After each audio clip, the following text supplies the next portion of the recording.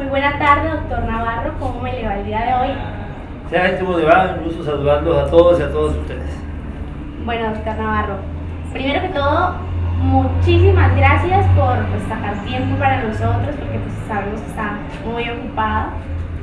Muchísimos a la orden. Y bueno, el día de hoy queremos hacerle unas preguntas sobre la toma del Palacio de Justicia. Y pues qué mejor personaje que usted que domina el tema.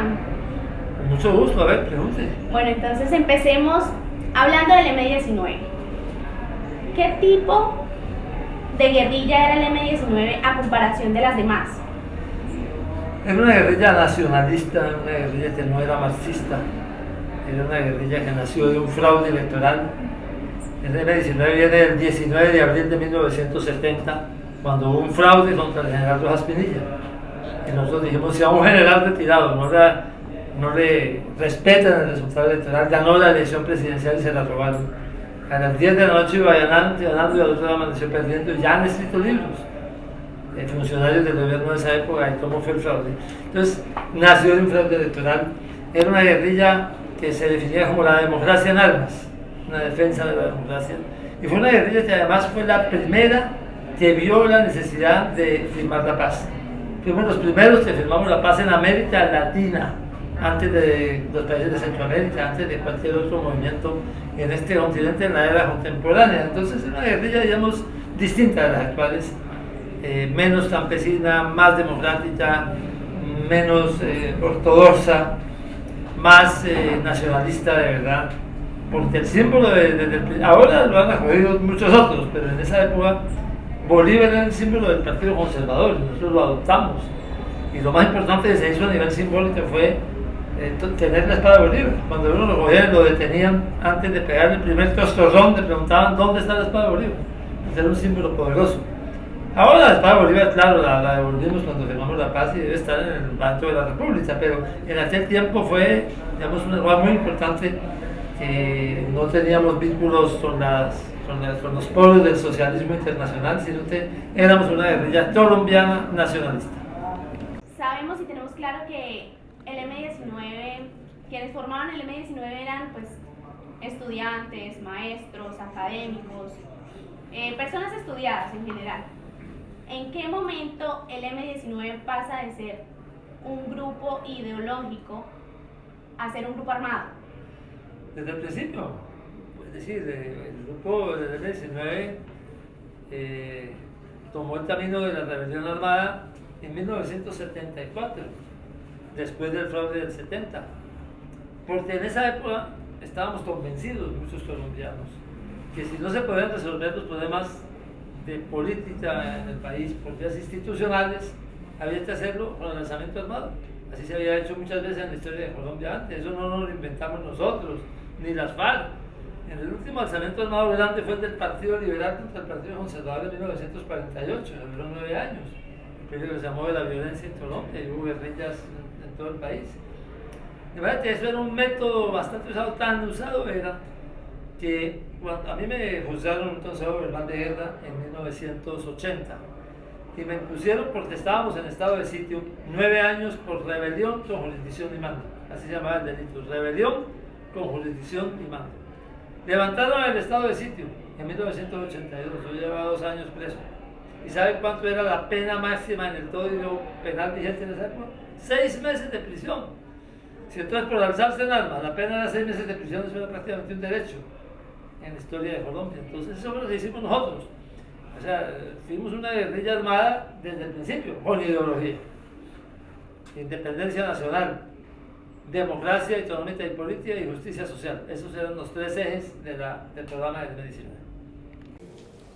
Bueno, sabemos que el M-19 cometió muchos delitos y pues fue en parte el principal responsable de la toma del Palacio de Justicia, ¿no? Cuéntenos sobre ese suceso, háblenos un poco del suceso. Yo no participé ni directa ni indirectamente en los hechos del Palacio, porque en mayo de 1985 yo era el jefe del equipo negociador del M-19 que estaba buscando un acuerdo de paz con el gobierno de Belisario Betancur. Y estando en la ciudad de Cali en mayo del 85 me tiraron una granada. Estaba desayunando en una cafetería en la ciudad. Me tiraron una granada pata de palo, no, de hierro en realidad. Hablo así claritito, Pasto dice ese Navarro habla clarito, pero no se le entiende nada, porque casi me matan de granadazo. Entonces, por una solicitud de una serie de periodistas, me sacaron del país. García Márquez ayudó a que me recibieran en México, y yo me fui a México y a mí me amputaron la pierna. O sea, yo les digo a los mexicanos, yo tengo más raíces que ustedes en México, porque tengo un pedazo de pierna enterrado en algún basurero, estará, pero no va a ser una raíz, ¿cierto? Bueno, pero efectivamente yo estaba fuera del país, estaba técnicamente, se dice, fuera de la línea de mando, estaba recuperándome. Yo salí del hospital cuando me amputaron la pierna y pesaba 37 kilos. Y yo soy esbelto, pero no tanto. Entonces yo me fui a comer 3 veces al día y estaba totalmente aislado. De manera que no participaba ni en la planeación, ni mucho menos en la ejecución de los hechos de Palacio. Yo creo que lo del Palacio evidentemente fue un error. Intentaba llamar la atención sobre lo que había pasado en el proceso de Pasto Betancourt, que había terminado mal, con el jefe del equipo negociador medio muerto en un atentado, y eso salió muy mal. Fue una cosa que se planeó equivocadamente. Había un antecedente que había sido la toma de la embajada de República Dominicana en 1980. Esa sí salió muy bien. Yo pienso que los compañeros intentaron replicar eso y salió mal. Lo hicieron con una equivocación en la apreciación de la situación y terminó en un holocausto, esa es la verdad. Y evidentemente el M-19 es responsable de lo que pasó, pero también el Estado es corresponsable, porque la toma del palacio no se hizo usando técnicas que salvaran vidas, sino a punta de fuerza, de masa, de poder superior, con tanques, con incendios, con todo esto. Entonces, es un hecho terrible de la historia de Colombia, en donde pues lo que pasó, esperamos que no se repita nunca más. ¿Y usted entonces cómo se enteró? Estaba almorzando, primero me fui a México, allá me amputaron. Después me dijeron, hombre, no lo podemos tener más tiempo en México porque empiezan a protestar la prensa, aquí unos guerrilleros, se volvió un refugio de guerrilleros en México. Entonces me dijeron, váyase y vuelve después. Y los recibimos, pero de bajo perfil. Entonces, ¿para dónde me iba? Me fui para Cuba. En Cuba, los cubanos me metieron a un hotel donde tenían una cosa llamada la mesa sueca. Ahí podía uno comer todo lo que me supiera en el plato y repetir todas las veces que quería. Entonces, ese era el ideal para uno subir de peso, ¿cierto? Así que estaba ahí almorzando y vino un mesero y me dijo, oye, ¿no tú eres colombiano? Le dije, sí, yo soy colombiano. En tu país se está armando un lío tremendo con el M-19. Y dije, ¿cómo te enteraste? Me dijo, en la televisión. Entonces salí corriendo a la habitación y puse el televisor.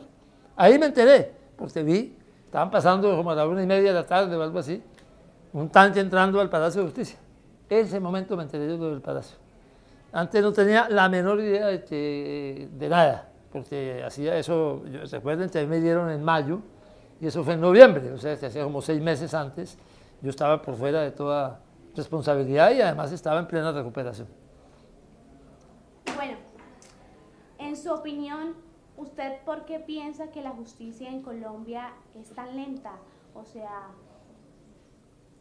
hay muchos casos que han quedado impunes y siguen intactos, como no solamente el caso de la toma del Palacio de Justicia, claramente, sino también, por ejemplo, el asesinato de Jorge Eliezer Gaitán, de Jaime Garzón. Entonces, ¿usted cree que es como por el tema de de tocar como con la fuerza pública, de la fuerza? Bueno, aquí hay de todo. La justicia es lenta en todas partes del mundo. En ninguna parte es así rápida. Especialmente rápida no es en ninguna parte, eso sí es una cosa que es real. Pero usted me está hablando de otra cosa, de impunidad en ciertos casos importantes.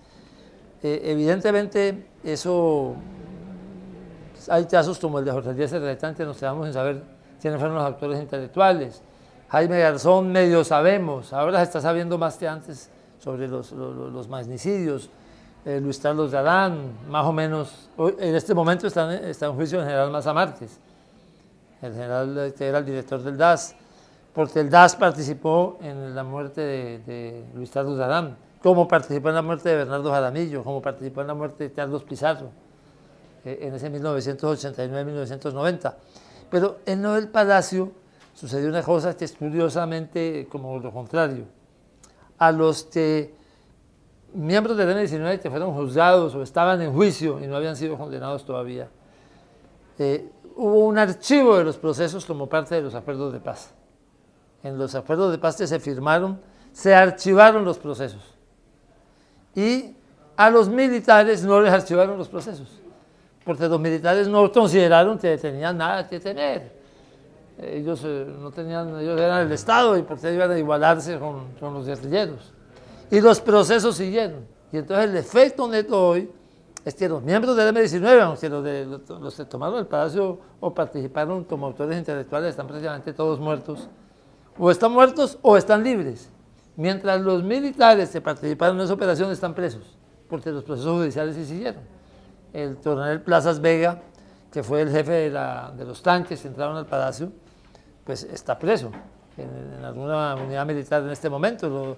Entonces, cuando se le pone fin a un conflicto armado, cuando se llega a un proceso de paz negociado, hay que resolver los problemas jurídicos de todos los actores que han participado en el conflicto, de los insurgentes, pero también de los miembros del Estado. Y eso no se hizo bien en 1990 con lo del Palacio de Justicia. Y por eso se da esa contradicción. Claro, también nosotros tenemos que decir como M-19, la verdad es que nos aplicaron la pena de muerte. Los dos jefes del M-19 activos en ese momento eran Álvaro Fayad y Carlos Pizarro. A Álvaro Fayad lo mataron fuera de combate, lo cogieron y lo mataron, un homicidio fuera de combate en Bogotá, 2 años después del Palacio. Y a Carlos Pizarro lo mataron después de haber firmado la paz en un avión en vuelo. O sea, les aplicaron la pena de muerte. De alguna manera, pues hubo un castigo, digamos, brutal y extrajudicial para los máximos responsables, digamos, de la toma del Palacio de Justicia. Pero debía haber habido una solución para todos, incluyendo los agentes del Estado. Doctor Antonio, usted que fue partícipe pues, en su momento de la guerra y también fue parte de la desmovilización en los 90, ¿usted cuál cree que son como los mayores retos que se deben tomar al desmovilizar una guerrilla tan grande como las FARC, por ejemplo? Bueno, primero de todo estamos muy orgullosos de habernos dado cuenta 25 años antes que las FARC que la rebelión armada no tenía futuro. Nosotros le pedimos a las FARC que fuéramos juntos a la negociación en 1989. Nos dijeron, no, eso no. Entonces fuimos solos. Dijeron, cuando firmamos, traidores, nos dijeron. Hoy cerramos pecho, teníamos razón. Habíamos interpretado mejor los síntomas de la historia, habíamos entendido mejor el país y tomamos la decisión correcta. Después de la firma nuestra, firmaron acuerdos de paz el EPL, el PRT, el Tintín Lame. Había 6 guerrillas, 4 firmaron acuerdos de paz, 1 nosotros y después 3 más, al calor de la Asamblea Constituyente.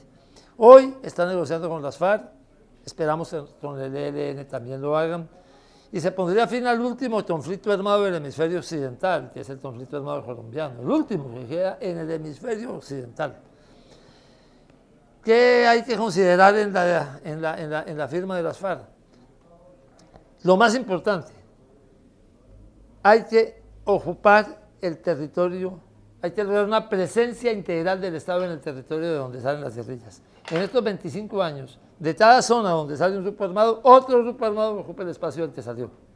Esa es la historia de estos 25 años. ¿Por qué? Porque hay unos estímulos a la presencia de grupos armados ilegales, especialmente coca, minería ilegal, y entonces sale un grupo y otro reemplaza el espacio que deja el que salió. Hoy, eso es lo más importante de todo, que haya una presencia integral del Estado en el territorio, en todos esos municipios rurales de donde salgan los de las FARC una vez que dejen las armas. Ese es el reto fundamental y eso no vemos que lo esté preparando bien el gobierno. Y nos preocupa, porque si no, le va a pasar lo mismo que le pasó al marido, que se fue de la casa, a los 2 años quiso volver y su mujer le dijo, no, mijito, otro ocupa tu lugar. Eso le puede pasar a este país si no se prepara bien la presencia integral del Estado en el territorio. Por lo demás, hay que permitirles participar en política, hay que resolver el tema de la justicia de un modo distinto al pasado, ya el pasado de delitos políticos y con esos no funciona, y eso se llama justicia transicional. Y hay que lograr que, alguien decía, vamos a disolver a las FARC. No lo vayas a disolver, manténganlos juntos, sin armas. Porque si los disuelves, suelta un montón de gente que sabe usar armas, a que formen bandas criminales, a que refuercen bandas de delincuencia común. Manténgalos unidos. ¿Cómo los mantienen unidos? Haciendo política.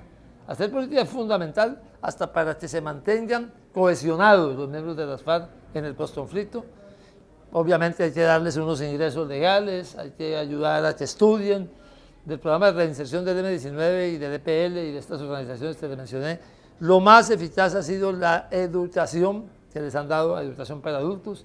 Muchos, todos hoy son bachilleres, pero muchos son profesionales además. Y eso es una cosa muy importante porque le da una oportunidad de insertarse bien en la sociedad a una persona que dejó las armas. O sea, ¿usted considera que es válido perdonar a las FARC y que incursione en la política? Es esencial, es lo más importante de todo. Yo sé que el 80% de la gente va a decir, Navarro no tiene razón, pero es lo más importante de todo. No hay un solo proceso de paz en el mundo, producto de una negociación, donde los que dejan las armas no hacen política, no son candidatos, no van a las elecciones. En todas partes del mundo, en todas las épocas de la historia de Colombia. Nosotros tuvimos un presidente que fue financiador de la guerrilla liberal del Llano y que fue un gran presidente, Carlos Lleras Restrepo, abuelo del doctor Germán Vargas Lleras.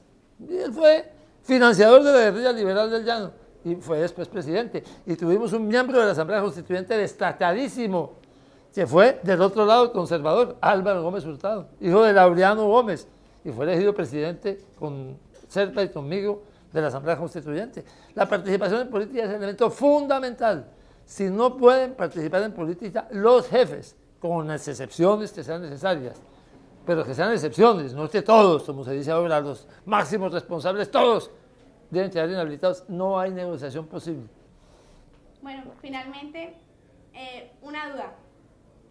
Usted me dijo que la pata de palo era de metal. De hierro, mírela. Algo que mucha gente habla que dicen que de metal, que de oro macizo, No, que de titanio. dicen otra cosa, esos no pagaron nada, les salió gratis, gratis, vea, papá. Amputada la pierna, 2 años de cárcel, 21 días en torturas. A nosotros de todos nos salió menos gratis. La muerte de la mayor parte de mis amigos, de los 6 miembros del Comando Superior del M-19, 5 están muertos. Mi mérito no es ninguno distinto de haber sobrevivido por suerte, porque también debía estar ya en la otra vida, ¿no?